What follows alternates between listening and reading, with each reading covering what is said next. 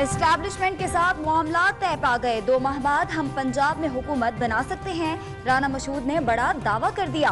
कहा, इदारों के थिंक टैंक को अब सूरत हाल का अंदाजा हो रहा है। शहबाज शरीफ, मौजूदा हालात में बेहतरीन वजीर आजम होते। ये इदारे हमारे अपने हैं, इन इदारों की इज्जत में कमी नहीं होनी चाहिए।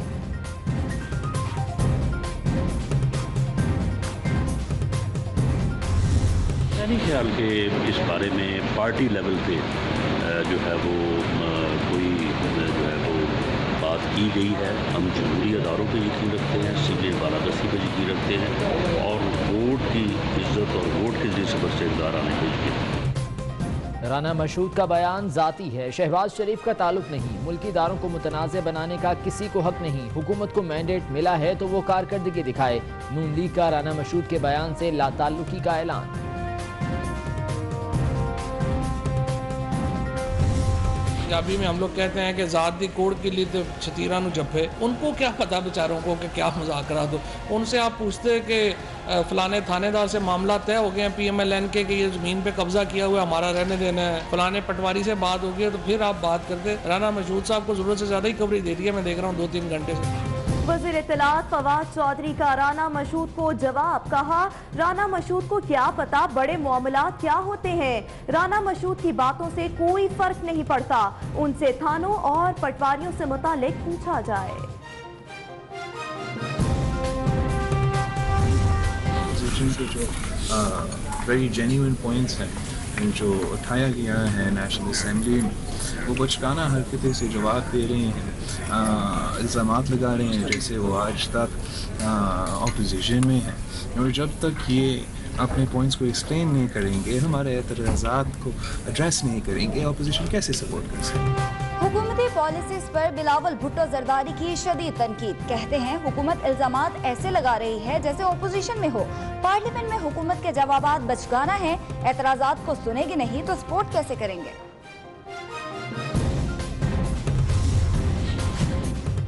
अभी बिजली की कीमत नहीं बढ़ा रहे। नॉन फाइलर्स के खिलाफ FBR ने कार्रवाई शुरू कर दी। नॉन फाइलर्स को जायदाद, गाड़ियों की सहूलत बैरून मुल्क पाकिस्तानियों के लिए हैं। ECC इजलास के बाद विफाकी वज़रा की न्यूज़ कॉन्फ्रेंस।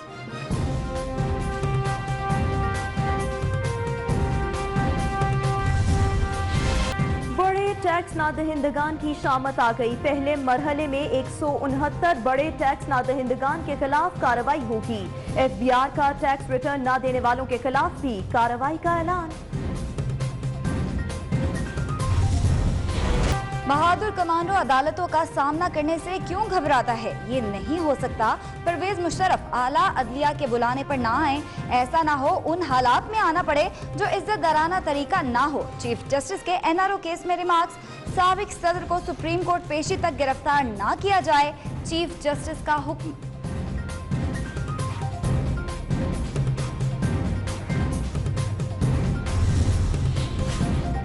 विफाकी ब्यूरोक्रेसी में आला सतह पर तबादले। चीफ सेक्रेटरी पंजाब अकबर हुसैन दुरानी को ओहदे से हटा दिया गया। यूसुफ नसीम खोखर चीफ सेक्रेटरी पंजाब तैनात। ग्रेड 22 के अफसर मेजर रिटायर्ड आजम सुलेमान खान सेक्रेटरी दाखिला बन गए।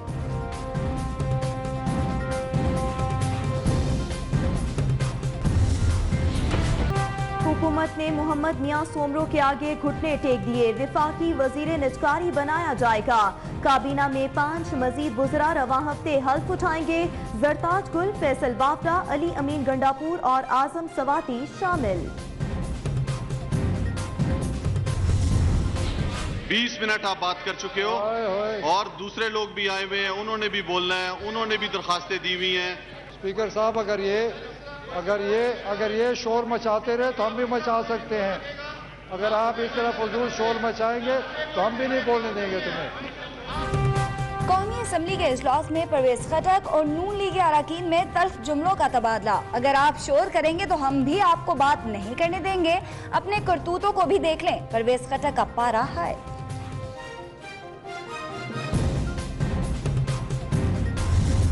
क्या एक मिनिस्ट्री के 2 फुल फेडरल मिनिस्टर हो सकते हैं? मेरा यह ख्याल है कि एक मिनिस्ट्री का एनर्जी का एक मिनिस्टर होगा, उसके नीचे 2 डिवीजन है। एक मिनिस्टर वो स्टेट हो सकता है बट 2 फुल फेडरल मिनिस्टर्स नहीं हो सकते। तो अगर यहां एक इलीगल मिनिस्टर बैठा है तो मैं उसको पॉइंट आउट नहीं कर सकता मेरी नजर में। अयाज सादिक ने तवानाई और पेट्रोलियम के वज़रा की तैनाती पर आईनी सवालात उठा दिए। कहा गुलाम सरवर और उमर अयूब में से कोई एक गैर कानूनी है। हिना रब्बानी घर बोली हुकूमत की सिमत दुरुस्त नहीं। मिनी बजट में पुराने आदाद शुमार पेश किए गए।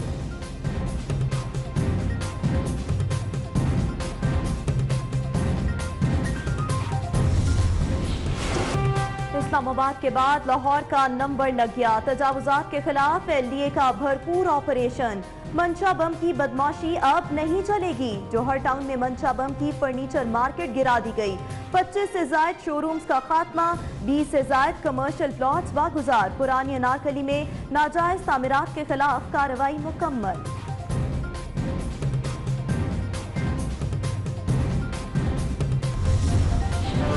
एहतसाब अदालत का इसाक डार के असासे नीलाम करने का हुक्म। इस्लामाबाद के प्लॉट्स नीलाम करो या कुर्क करो। अदालत ने पंजाब हुकूमत को इख्तियार दे दिया।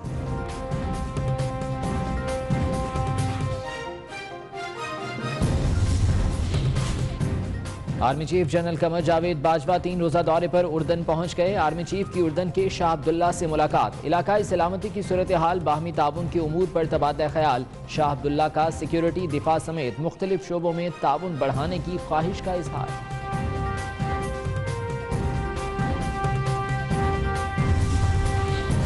शुमाली वजीरिस्तान में सरहद पार से पाक फौज की चौकी पर हमला। जवाबी कार्रवाई में 7 दहशतगर्द मारे गए। ISPR के मुताबिक सरहद पार फायरिंग का मौसर जवाब दिया। PFA ने लाहौरियों को गंदे अंडों से बचा लिया। 1, 2, 3 नहीं, पूरे 11 लाख अंडे। सारे के सारे ही गंदे अंडे बिस्किट फैक्ट्रीज को सप्लाई होने थे।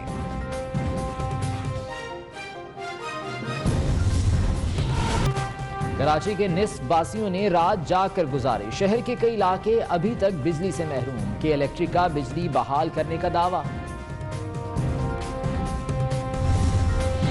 अद्वियात की कीमतों में इजाफे पर NAB का एक्शन। महकमा सेहत के अफसरान के खिलाफ रेफरेंस दायर। मुल्जिमान पर 1 अरब 68 करोड़ रुपए की करप्शन के इल्जामात।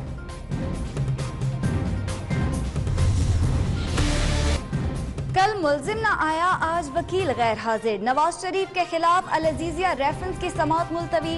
साबिक वजीर आजम की सिक्योरिटी पर मामूर एहलकार लड़ पड़े। नंदीपुर पावर प्रोजेक्ट केस में ताखीर का रेफरेंस। बाबर आवान, राजा परवेज अशरफ और दीगर मुल्जिमान पर 24 अक्टूबर को फर्द जुर्म लगेगी। अदालत का तमाम अफराद को हाजिरी यकीनी बनाने का हुक्म।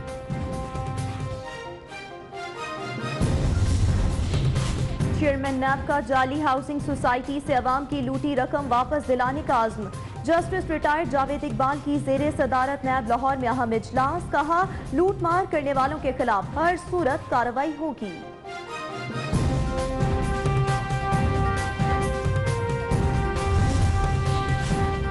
वजीर खारजा शाह महमूद कुरैशी की वाशिंगटन में अहम मसरूफियात। अमरीकी सलामती के मुशीर जॉन बोल्टन से व्हाइट हाउस में मुलाकात। आज अमरीकी हम मनसब माइक पोम्पियो से भी मिलेंगे।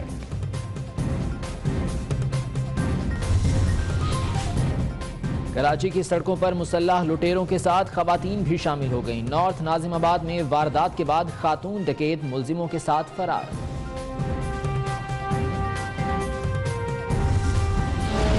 मकबूजा कश्मीर में भारतीय फोर्सेस की कार्रवाई। ढोंग इलेक्शन के खिलाफ मुहिम चलाने पर हुर्रियत रहनुमा यासीन मलिक फिर गिरफ्तार। नोबेल इनाम याफ्ता मलाला यूसुफजई ने एक और एजाज अपने नाम कर लिया। मलाला ने लंदन नेशनल गैलरी की शान बढ़ा दी। पोर्ट्रेट आवेजा। शाहिद अफरीदी टेस्ट टीम के इंतखाब पर हैरान। फवाद आलम बेहतरीन खिलाड़ी हैं, टीम में शामिल ना करना समझ से बालातर है। ये भी कहा सरफराज को वर्ल्ड कप तक कप्तान रहना चाहिए।